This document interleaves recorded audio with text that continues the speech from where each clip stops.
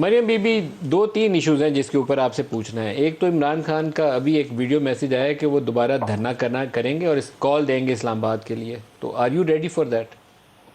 جی بسم اللہ الرحمن الرحیم۔ عمران خان صاحب تو پچھلے 4 سال بھی دھرنے پہ ہی تھے۔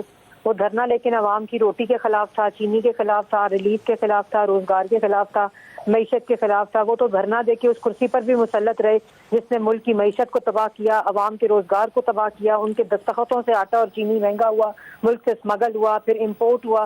تو دھرنے کی صورتحال اور کیفیت تو وہ 2014 کے بعد اترے ہی نہیں۔ 2018 میں کیونکہ انسان ووٹ لے کر نہ آیا ہو، RTS بٹھا کے آیا ہو، تو دھرنے کی کیفیت رہتی ہے، لیکن دھرنے کی کیفیت مختلف ہوتی رہتی ہے۔ اس دفعہ جو 2018 سے 2022 تک کا عمران خان صاحب کا دھرنا تھا وہ پاکستان کی عوام کے خلاف تھا، اور اب کیونکہ ان کو پتہ ہے کہ اقتدار ختم ہو چکا ہے اور اب جو حکومت ہے وہ کام کر رہی ہے۔ 2014 میں بھی سی پیک آ رہا تھا تو دھرنے کی اناؤنسمنٹ تھی، اور اب بھی اللہ تعالیٰ کے فضل و کرم سے ملک میں دوبارہ ترقی کی جو ایک نوید پاکستان کی عوام سن رہی ہے، تو ایک شخص جس کا کام ہی دھرنا دینا ہے اس نے اناؤنس کر دیا، اس سے کیا فرق پڑتا ہے؟ نہ 2014 میں فرق پڑا تھا، نہ اب فرق پڑے گا۔